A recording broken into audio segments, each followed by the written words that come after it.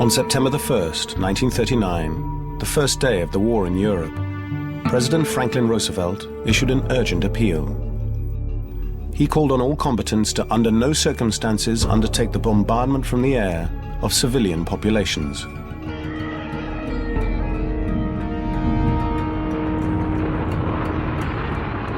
By the time Hitler was finally defeated, 6 years later, Allied bombs had killed an estimated 800,000 civilians, and both enemy cities and America's initial ideals were in ruins.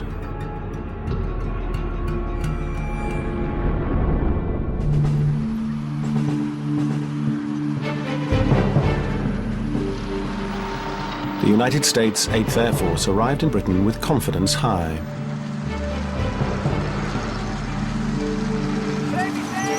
The Americans believed that air power had revolutionized modern warfare,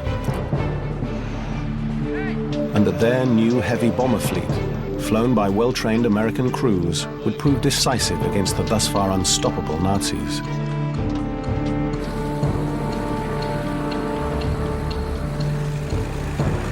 On August the 17th, 1942, in their first action of the war, a small fleet of American bombers set out to bomb a railroad yard 325 kilometers away in occupied France. It would be the first combat test of American bombing strategy in Europe, precisely targeting military and industrial objectives while avoiding civilian populations. The specially designed bombers, B-17 Flying Fortresses, bristled with machine guns.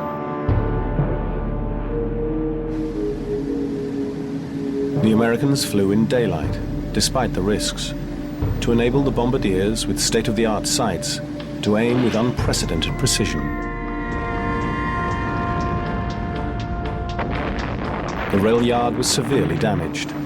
All of the B-17s returned safely, and the Americans deemed their first mission a success.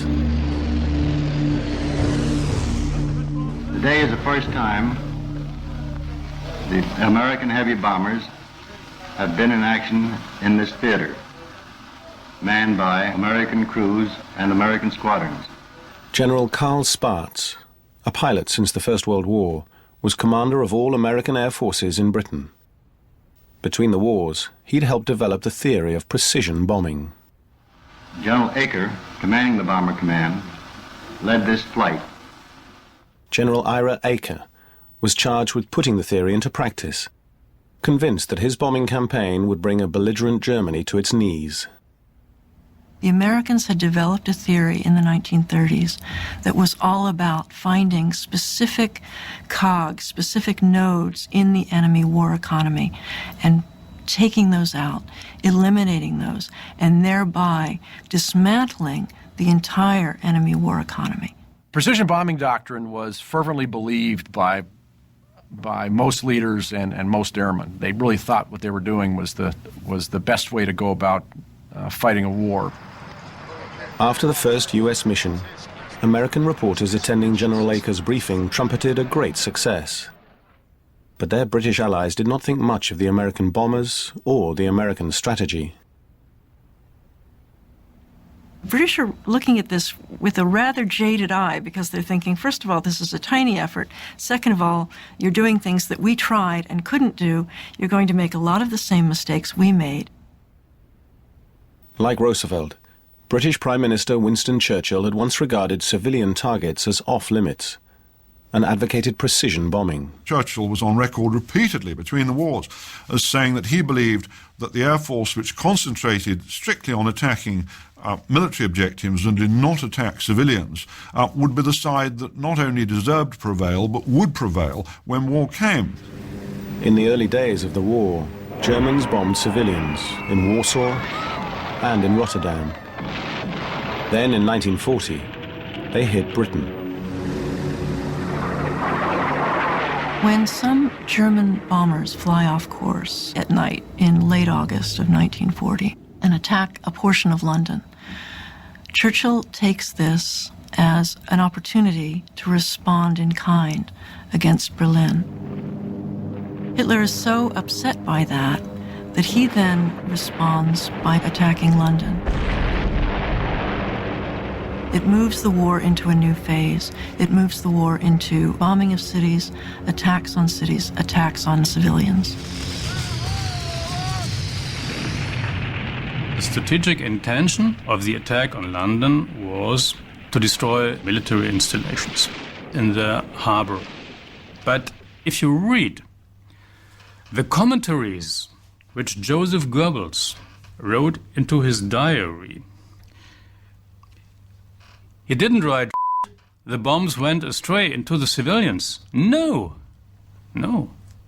He's rejoicing. Hitler says, take the harbors, then the bomb takes the city, and Goebbels says, fine, we make a hell out of it. So the bomb teaches the bomber what to do. Wing Commander Arthur Harris, who took over as head of Royal Air Force Bomber Command in 1942, had learned the bomb's lessons well. He'd studied the Nazi attacks on Britain, meticulously analyzing the damage inflicted by explosive bombs and incendiaries. The deadly work would be met in kind.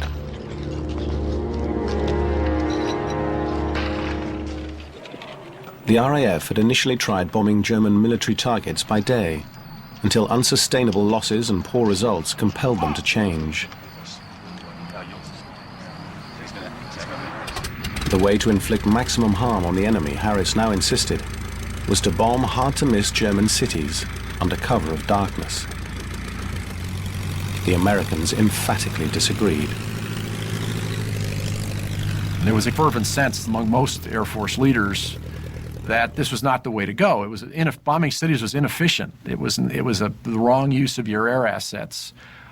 We felt we had better weapons than the Brits. We felt the B-17, the B-24, they were better bombers than the British had. We had better bomb sites. We had better training. We could do this. Even though they couldn't, we could.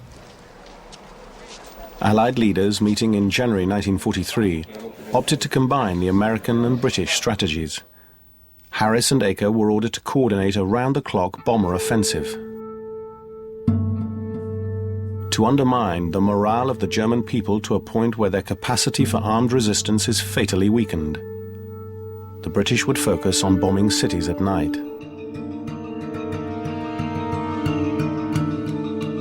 The Americans would do their best to achieve the progressive destruction of the German military, industrial, and economic system, bombing by day. Both air forces took aim at Hamburg, a shipbuilding center on the Elbe River. The Americans were interested in it because they wanted to attack the elements of the German war economy that were located in Hamburg. The British were interested in it because they wanted to take it down as a city. There was another reason why they chose Hamburg. It was because it was close. It was just a short hop across the North Sea. So not only was it a very important target, it was also a very convenient one. Hamburg was the largest port in Germany and the country's second largest city, with nearly 2 million inhabitants. Ralph Giordano was one of them. Hamburg war mein Nest. Hamburg was my nest, my home. I had a wonderful and carefree childhood and a deep feeling of belonging to the city, until I was 10 and Hitler came to power. Hitler in Hamburg? I remember Hitler coming to Hamburg for the launching of a battleship in the Blumenvoss shipyards. I wasn't standing in the front row, but I clearly remember the cheering people.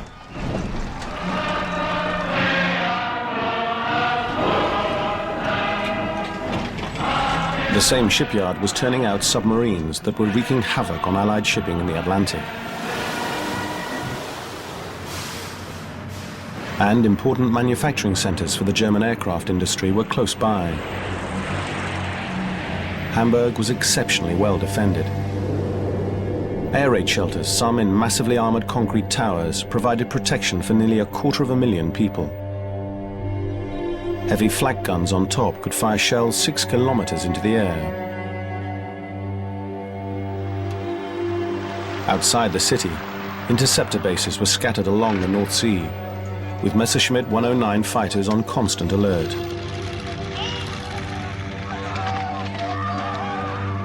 The challenge for the Allies was to evade those formidable defenses, controlled by a string of early warning radar stations.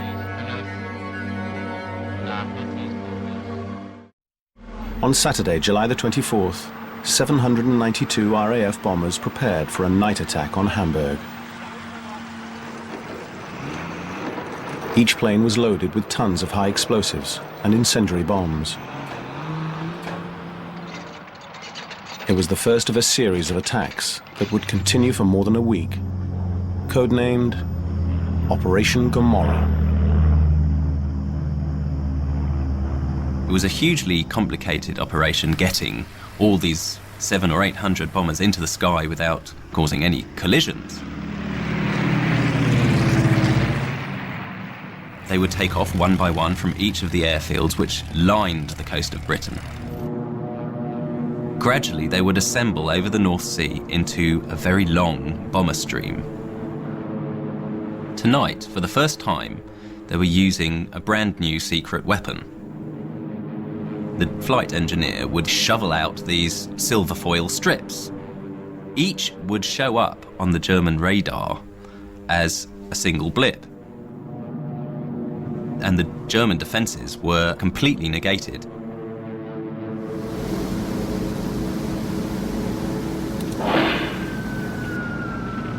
Between 1 and 2 a.m., more than 2,000 tons of high explosive bombs and more than 350,000 incendiaries were dropped on the west side of the city.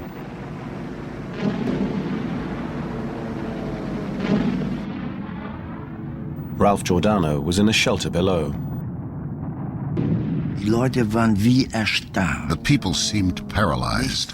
Nothing moved. Everyone thought it was lights out for him or her in a matter of seconds. The bombs howled down, and there was a gruesome noise. If you heard the noise, that meant the bomb was hitting someone else. The bombs that hit you were the ones you didn't hear ahead of time. Then, that afternoon, the Americans came. Dozens of B-17s flying in broad daylight.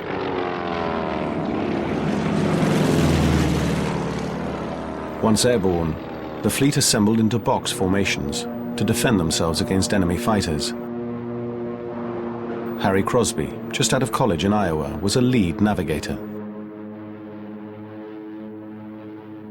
The hardest part was to get them all in order, because when we flew, we all followed the lead crew, which would be me. And if I didn't find that target, the work of 1 million Americans was wasted.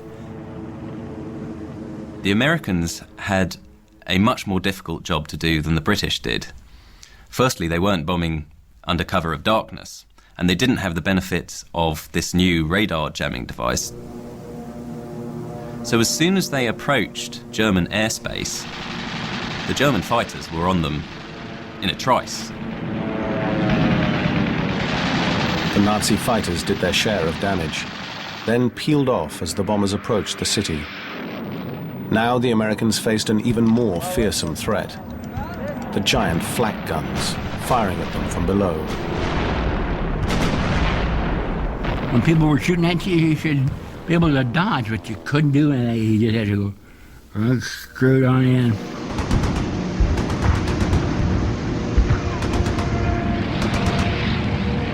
When they arrived over Hamburg, the entire city was completely smothered in smoke.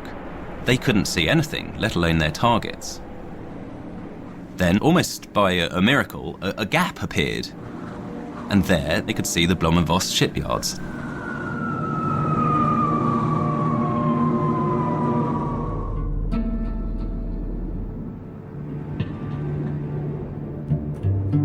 Hamburg's key shipyard was badly damaged.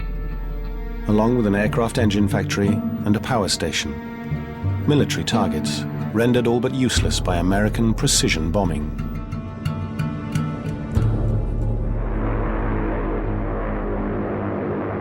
On the fourth night, the RAF returned with more incendiaries. One of the pilots was 22-year-old Bill McRae. This was the big raid, the Firestorm raid. We could see the fires an hour's flying from Hamburg, but when we got nearer, we could see this tower, this pillar of smoke, which was rising over 20,000 feet. It was just like an active volcano. Everything was crackling. The fire crackled. Within a short time, the smell of burning was so strong that one had to leave the basement. It was burning all around, an inferno like no human imagination could picture. Everything was ablaze, and constantly the bombs came down.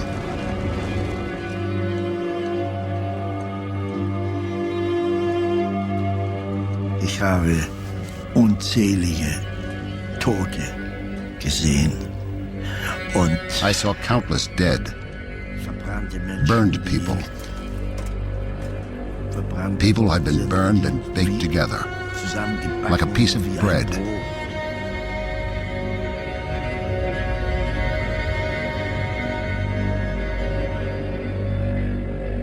When Operation Gomorrah finally ended, there had been 4 British attacks on the city and 2 American raids on the port.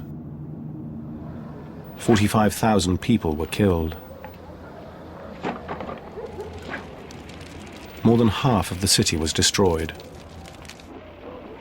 In the aftermath of the firestorm, almost 1 million refugees fled Hamburg and took with them stories of the most terrible horror that they had witnessed. This caused a panic across Germany, which was unlike anything that they had ever experienced before. The panic extended to the highest echelons of the Third Reich. Hitler refused to visit the devastated city, sending Luftwaffe Chief Hermann Göring instead. His minister in charge of armaments warned that a series of similar Allied attacks would bring German war production to a complete halt. And there were many who truly believed that the Germans would be forced to capitulate. The British establishment certainly thought that this might be the case, and there was a flurry of memos suggesting that perhaps the war might even be over by Christmas. The war would not be over by Christmas. Far from it. In the aftermath of the Hamburg attacks, the American and British commanders remained committed to their sharply divergent strategies. US General Ira Eaker continued to press precision attacks on industrial targets. British Wing Commander Harris championed the bombing of cities. And the city he was focused on was the center and the symbol of Nazi power: Berlin.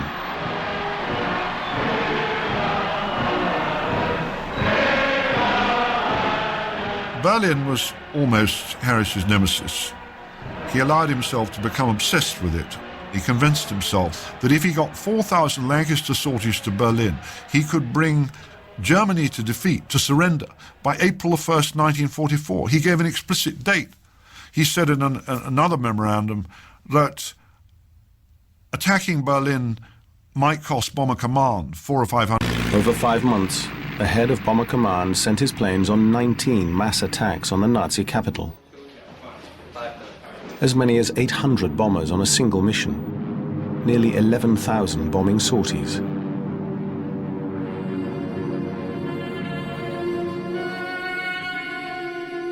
In the city below, more than 10,000 civilians were killed. Hundreds of thousands were made homeless. All this pain inflicted on Berlin in the hope that the Germans would rise up against Hitler.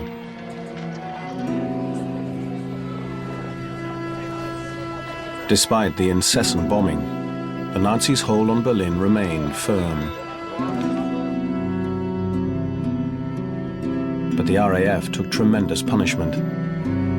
more than 600 planes were downed, and more than 2,700 flyers were killed, all with no discernible impact on German morale or productivity.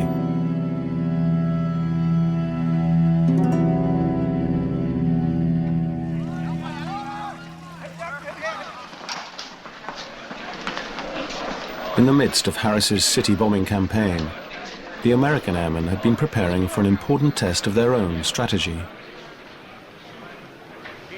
On the morning of August the 17th, 1943, General Eaker's flyers were briefed on their mission. Their primary target? Ball bearing factories in the southern German city of Schweinfurt. Schweinfurt kind of crystallizes the entire American theory. Here are ball bearings, which are essential in virtually all industries, in the working of a modern industrial economy. You need ball bearings for everything. This is one of these choke point targets that if you knock that out, without ball bearings, industry starts to break down. They were flying deep into Germany without fighter escort. And because they were having to fly across enemy territory for a very long time, they could be tracked and intercepted. Hundreds of Luftwaffe fighters took dead aim at the unescorted B-17s. These air battles are absolutely ferocious. They're going in there naked, as it were. The plane is not pressurized, so the mask is on and it's freezing, as low as 60 degrees below zero, because the rear windows are actually gun portals and they're open to the air. So you're fighting the weather, you're fighting the Luftwaffe. And the Germans, you see, flying over their homeland, can land, rearm, refuel, and up again. They're just pulverizing them all the way in.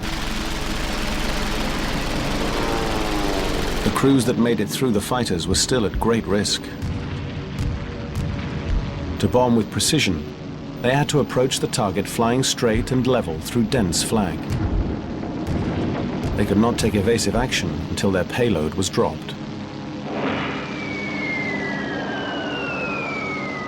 Even after the bombs were away, the American crews returning from Schweinfurt found themselves under withering fire from enemy fighters.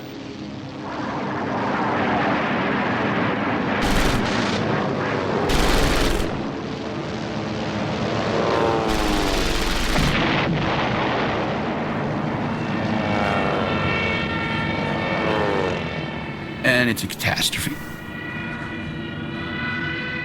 One of the guys in the planes said that he looked down on the ground and he said, "My God, there's haystacks burning all along the ground." Well, they were B-17s. They lose 60 bombers. That's 600 men. It's the largest number of Americans lost on a single mission up to this point in the war. A staggering blow for the 8th Air Force.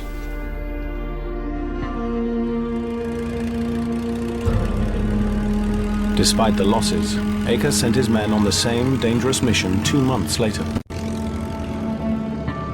They went back to Schweinfurt in October of 1943, and in that raid the losses were truly devastating. Another 60 bombers shot down, 138 damaged. You can't sustain that kind of loss levels over any period of time and continue to have an offensive. 77% of the guys who flew in the first months are casualties. You have a 1 in 4 chance of surviving. You'd go out and come back and part of your crew would be missing, part of your plane would be missing. It was pretty hard on the young kids. I was afraid, but I just had to do it. And of course, the worst part was getting up the next day and doing it again. Crews are coming home and looking at empty bunks where their friends and their buddies were the night before. They're no longer there.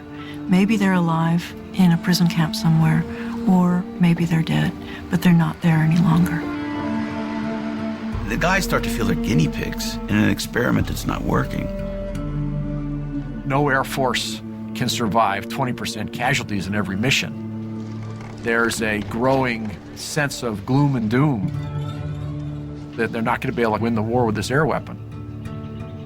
That it's just becoming too costly and too dangerous. In the European theatre, Aker remained undeterred, his strategy unchanged. Precision bombing, he insisted, conducted by unescorted B-17s could do the job. He's terrifically stubborn, and he never, ever gets it out of his mind, out of his belief system, I should say, that this thing won't work. That unescorted bombers can go into the heart of the Reich, do heavy damage, and not take unsustainable losses. And he kept that belief stubbornly to the point where he was relieved of his command.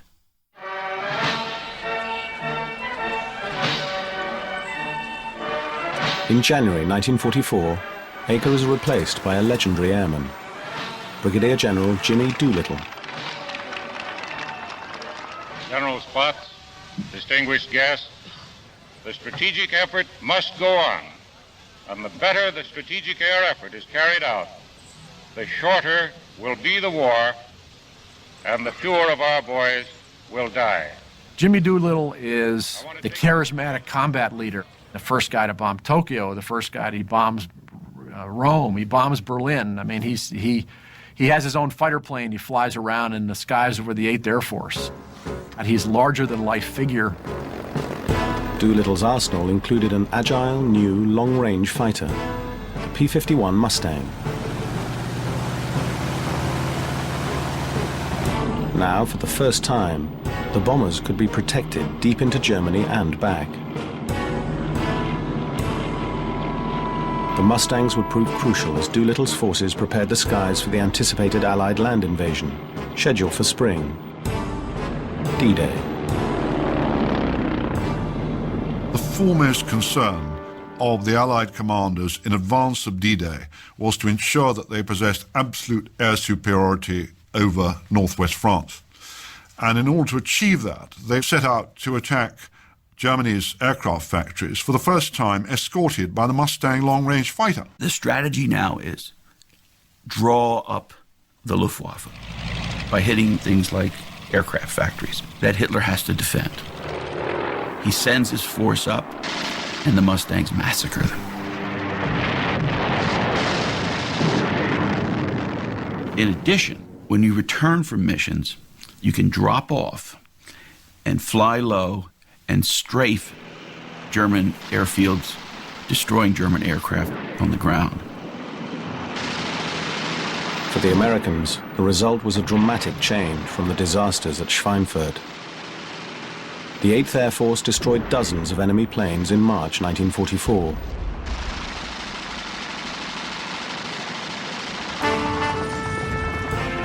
Its achievements would pay off 3 months later on the shores of Normandy. The D-Day landing proceeded without interference from the air. The Luftwaffe was nowhere to be seen. It's the first great accomplishment of strategic bombing. We were destroying airframe factories, yes. We destroyed some ball bearing factories. But when you think of this is a world-turning event, D-Day. This is what turned the tide of the entire war in Northern Europe.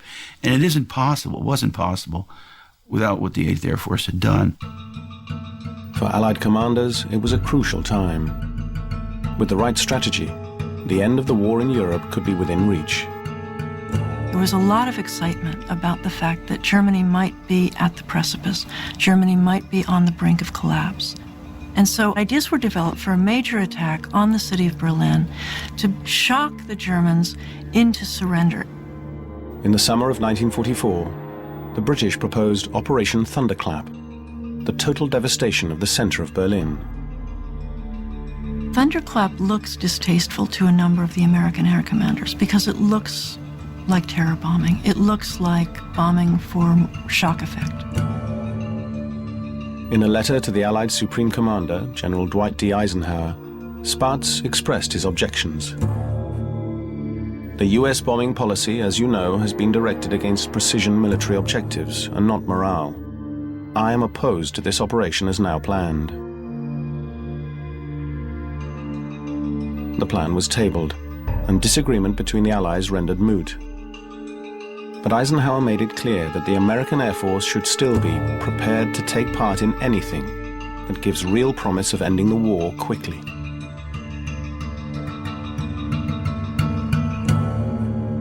In the autumn of 1944, American planners sought to hasten Germany's collapse by bombing targets identified by Allied intelligence as most critical at this stage of the war.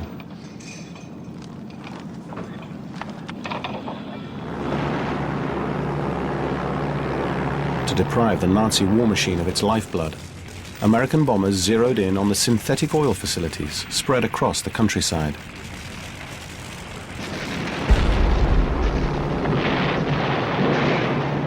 To disrupt the struggling Nazi economy, they targeted key railroad marshalling yards. The Germans have to assemble these gigantic trains, thousands of cars, at places called marshalling yards. So there you have this tremendous massing of economic power in these marshalling yards, these central marshalling yards, hit them. But they're inside or close to cities. The marshalling yards were often located near workers' housing. When visibility was poor and the Americans had to rely on their primitive radar known as H2X, civilian casualties were unavoidable. H2X could not allow for precision targeting.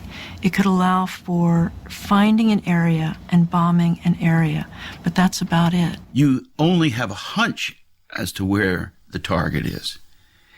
And you bomb or you don't bomb. Well, they bombed. There was never a question about stopping the bombing.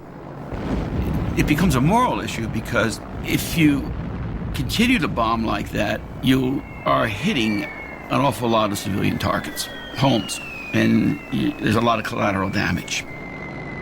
So you're nudging closer to the British concept of area bombing. Allied bombing took a relentless toll, but the Germans refused to give up. By the end of 1944, hopes for a quick end to the war had been replaced by smoldering frustration.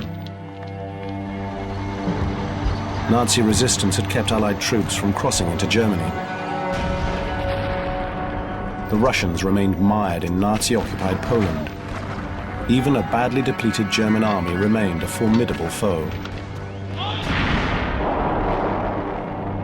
The Deutsche Wehrmacht was the most terrible, most ruthless, most spirited fighting force which was ever seen on any battleground.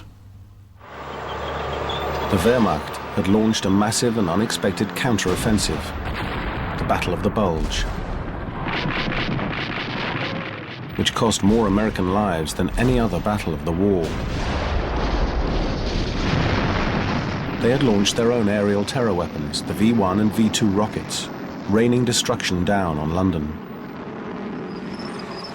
They had shocked the Allied air forces with the sudden appearance of the world's first jet fighter, the Messerschmitt 262. There were fears that Hitler might have one more surprise, perhaps big enough to turn the tide of war.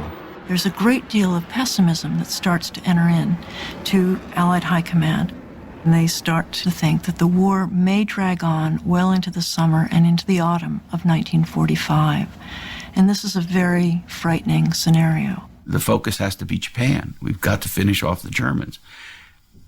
There's this idea of an enemy they can't understand, an enemy that is beaten but won't surrender. There was intense pressure coming from the highest levels of command to bring the war in Europe to an end. Even Roosevelt, who had earlier publicly decried the bombing of civilians, was now prepared to accept massive aerial bombardment. And so what Allied planners do at this moment in time, this crucial moment in December and January 1944, 1945, is to look around and say, what instruments do we have to end this thing, to get this over with? And they recognize that if the war is going to end, the Soviet winter offensive has got to make progress. That January, with the backing of Eisenhower, Spaatz revived Operation Thunderclap, the all-out assault on German morale he had once vehemently opposed. This time it would include attacks on transportation hubs in Leipzig and Dresden to put pressure on German defenses on the Russian front. But the centerpiece of the operation would be a massive air assault on Berlin, reversing years of American strategic policy in Europe. Doolittle is told that he will bomb the city of Berlin. This is different language. He's very uncomfortable with it. He's not comfortable with designating an entire city as a target. He protests to Spaatz and he says, this is not what we do. We attack specific locations within cities. We may attack cities, but we're looking for marshalling yards, we're looking for factories, we're looking for specific sites within those. And Spaatz says, no, for this raid, we have to bomb the city. We're bombing the center of the city. This is an attack on the center of Berlin. Doolittle sent a hard-edged memo to his commanding officer.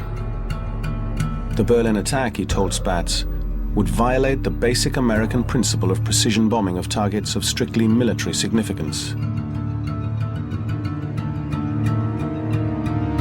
Spaatz was unmoved. Operation Thunderclap, the all-out attack on Berlin, would proceed as planned. The Thunderclap raid is important in that you can clearly identify where the American Air Force says, yeah, we're going to destroy a city. And that's one of the things that made Doolittle so disturbed about it, because he says we're really moving completely away from everything that makes us different, that makes us unique, makes us more humane. But he did it. He followed his orders and he did it. And you can argue that once you've done that once, it makes it easier to do again. On February the 3rd, 1945, 1,003 bomber crews were briefed for the largest American air mission of the war, an attack on Berlin, a city of about 3 million people. Sam Halpert was a navigator with the 91st Bomber Group. We were briefed to go to Berlin. A map of Northern Europe was up there, and there was a ribbon going across, which was our route. Although the target designated by Spaatz was the city of Berlin, Doolittle did his best to give the crews aiming points with clear military value. Train stations, marshalling yards, and Goering's air ministry, near Hitler's fortified bunker.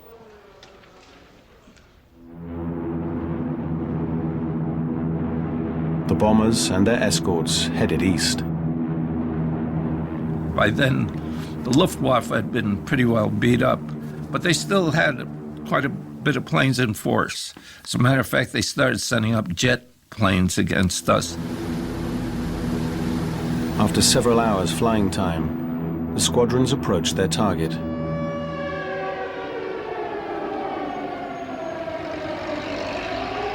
Horst Sinske, a 15-year-old apprentice in an aircraft parts factory, studied the skies above Berlin. We saw the first lines of attack and thought, this will have no end. You could look over the roofs and see the flak tower of Friedrichshain. When the guns were pointed up, you knew that an attack was only 30 or 40 minutes away. When we approached the target, we'd start seeing the flak bursts come up. The closer you got, the more flak there was. And the pilots just had to ignore that and head right into it when everything in their body was telling them, turn that plane around and get the heck out of there. I don't know what the geese feel like when the hunters are shooting at geese, you know, as they're flying over a pond. But I kept in mind one thing was that a lot of geese get shot, but most of the geese get through. I heard the flak guns and decided to run. I knew that once a direct attack really got going, the doors to the air raid shelter would no longer be open. I knew that. And when I reached it, indeed, the doors were shut. I ran to a house nearby, and they let me in.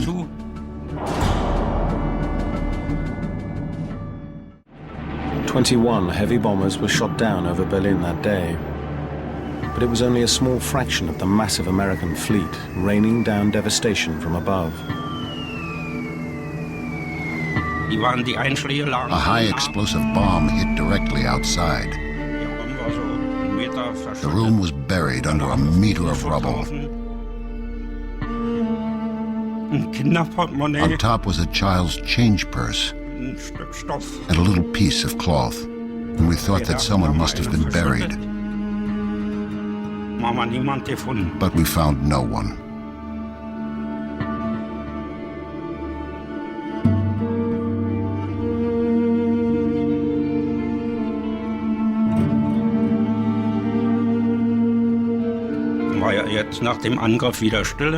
It was very still in the city after these attacks.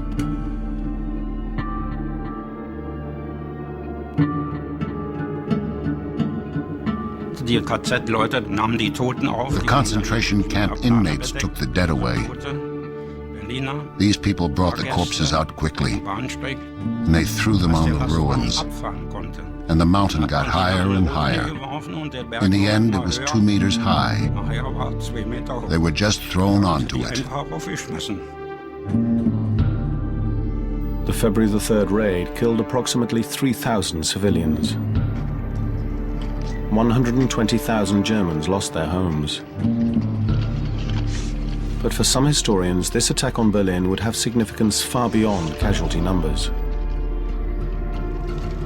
With this raid, the 8th Air Force crosses a moral threshold. And that moral threshold is we will not deliberately bomb civilians. Usually the moral divide for historians is the Tokyo raid, which took place the next month, where we incinerate the city and kill almost 100,000 people. But I think once we crossed the moral divide in Berlin, it made everything else, including the atomic bomb, a little bit easier. The war in Germany raged for 3 more brutal months. Months that saw the city of Dresden destroyed in a firestorm, just 10 days before American bombers burned Tokyo. Months that saw 200,000 Russian soldiers killed in the final assault on Berlin, an assault made possible in no small part by Allied bombing. In the end, the Nazi surrender that had seemed so close for months finally came in May. The American air strategists could now devote their full attention to the urgent task of defeating Imperial Japan, a task that would be facilitated by the use of the ultimate weapon. The war had brought utter destruction to Germany, the nation that started it, and death to more than 100,000 British and American airmen.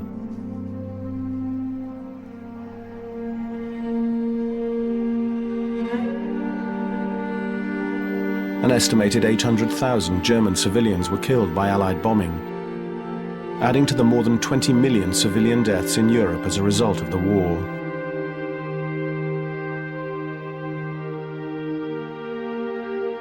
When democracies go to war and they find themselves in total wars, they have to work through a set of moral choices that are sometimes extremely difficult and extremely painful. Fighting Nazi Germany, in the end, meant fighting all out, meant utilizing every resource that we had. But in order to defeat this enemy, we had to make some choices that were in some ways regrettable. Wars are uncontrollable. And no one knows how and why they get out of control, but they do. Witness Roosevelt's first statement about fighting a clean war and not wanting anybody to bomb children or innocents or anything like that. Wars just fly out of control. I see this idea of just killing civilians and targeting civilians as being unethical. Though the most unethical act in World War II for the Allies would have been allowing themselves to lose.